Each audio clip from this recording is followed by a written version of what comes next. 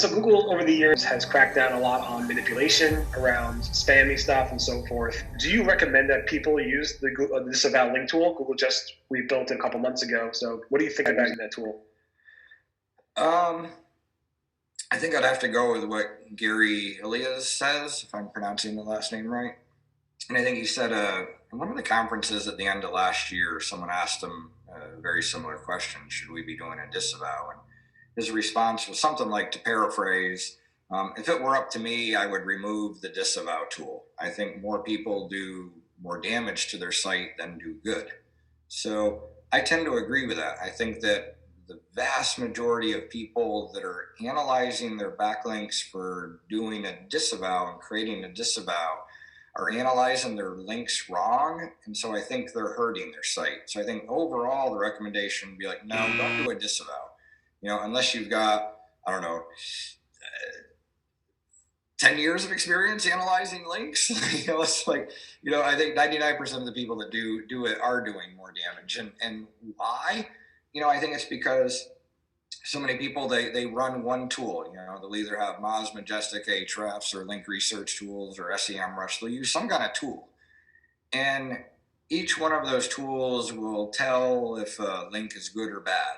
Hey, this is bright red, it must be bad. This is bright green, it must be good. And they're using measurements that aren't accurate for a couple of reasons. I guess some of those reasons, are going to be, a site could have been penalized 10 years ago, may not rank for any phrases at all. Maybe as flatline traffic, but it maybe has 5,000 backlinks to it. And those other tools are going to be like, ooh, really powerful page, a domain authority of 80 or whatever, and it's like, no, this site has been blocked from passing PageRank for 15 years. This site doesn't rank for anything in the world. It used to rank for thousands of phrases. Now it doesn't rank for anything. I used to do all sorts of slides where I would compare sites and pages that have high domain or page authority or toxic or not toxic, whatever they're using, and kind of compare it to how well they rank. I think another thing is, are your links bringing traffic? One of the things that we look at with analyzing links is, we're going to hook up your analytics and look at, all right, here's all your backlinks. Which ones are bringing traffic and which ones aren't? Is a backlink really a backlink if there's no traffic? But I guess, to answer the question, should you do a disavow? I would say no. I do think you're going to do more harm than good. I would, if you're not a super expert, you're probably going to do more harm than good, because you're going to be looking at measurements of tools that say this is good or this is bad. And some of the stuff that may be, bad because it doesn't have many backlinks to it could be completely legit. You got a little, I don't know, a Cub Scout website that links to you, and some people will be like, there's no domain, the domain authority is really low. You're a must disavow. And it's like, and then some site that's obviously selling links or spamming or blocked PR or, doesn't rank for anything in Google, but it's got thousands of backlinks. So it's bright green, this is good. And it's like people are using wrong metrics in my eyes to analyze backlinks or to do a disavow. And I think that 99.999% of people analyzing backlinks for disavows are doing it wrong, because they're looking at the simple stuff. All right, what is stuff on the same IP address? What stuff on, duplicate pages? And sure, anyone can find all that stuff. Google, I'm sure knows that. Hey, you've got 200 links. It's all on the same IP address. It's the Globe network or whatever. Like, yeah, they know about that. That's not counting anyways. But the real thing that I believe that Google's looking at when they're analyzing backlinks or doing link formulas are, what are artificial networks that you might be in? Are you mapped out with stuff that's artificial? Your artificial stuff, if you're mapped out, ideally all that stuff doesn't count. People like wonder, hey, but I had a guy last week, and he's like, wow, our first year we ranked incredibly, like right out of the gate, we had all these great phrases, and over the course of the past 2 years, our traffic's gone down to nothing. And it's like, well, yeah, you had all these artificial links that probably counted once, but now they don't. And so I guess when I'm looking at analyzing links, I'm looking at stuff different. Sure, I can look at all that duplicate stuff. Sure, same IP, duplicate content, a lot of backlinks with this text, but the thing that we're looking at, I think, which is different than everyone else except for Google, is we have a paid link database. So, I don't want to upset too many people here, but anyone that writes to us and says, "Hey Jim, I've got a spreadsheet of links. Do you want to buy some?" I'm like, "Send me over the list."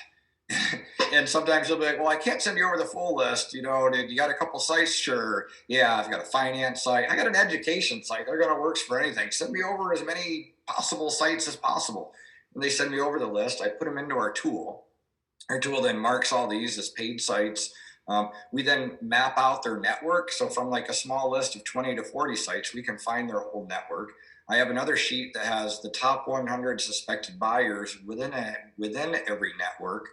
We're tracking their rankings and value every month, so I can go into each site, scroll through the traffic, see if any of the networks are being filtered or sites are being affected as well. But I think the thing that's different when I'm analyzing links, I think from anyone else, is that I'm looking at what are your paid links? What are your known paid links? What are your suspected paid links? And I think that's what Google's looking at. Are you doing things that are artificial? And especially if you're getting a manual penalty, they're mapping that stuff out and you're like, all right, clever. You kind of got around some algorithms, but this got flagged and now you're getting a manual penalty. And so someone gets a manual penalty and they're running it through a tool. Oh, low domain authority, we're toxic, whatever, remove, and keep all this stuff. And that's not the problem. It's not the problem. Your problem for being penalized is not because of low domain authority links. It's because you're buying and you're in these networks, and everyone is going to have links from paid link sites, from sites and databases. It's like scrapers. You're going to have some anyways. But it's like when I throw a website into our tool and it shows me the number of known paid links and the number of suspected paid links from each network, sometimes something sticks out huge. It's like, wow, you're obviously buying links from, Bob's link building company. Like, obviously it sticks out. And it's like, I totally believe that Google has something like that as well, where they're not looking at domain authority, they're not looking at this is duplicate content, they're not looking at that stuff.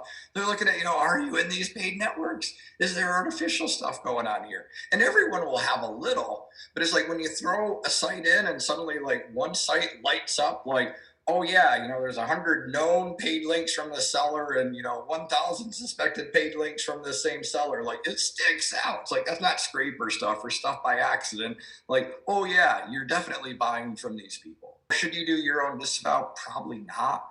I'd recommend going to someone with years and years and years and years of experience, and even there, unless they're looking at things like, are you in paid link networks? There's so many people that come to us, and it's like, have you ever bought all links before? And 95% of people, no. But then as you run it through the tool, and it's like, well, someone obviously, between January and June of 2007, got a whole bunch of links from, Bob's link seller network. Oh yeah, I remember that. It's like, oh, do you guys have spreadsheets of that? Like, let's start sending that over. But I believe that everyone out there that looking at links is looking at the wrong measurements. And what they're not looking at is this in a known paid link network that can be mapped? And most tools out there aren't doing that. So I think most people shouldn't do a disavow because you're looking at the wrong measurements, and thus you're disavowing a whole bunch of sites that could be helping. And some of the sites that could be hurting that are more powerful, but Google's 1,000,000% aware that they're selling links, and keeping those could be hurting. Part of it is your overall value of all the links. And it's not always remove the non-powerful ones will suddenly make your site more trusted. That's not the answer.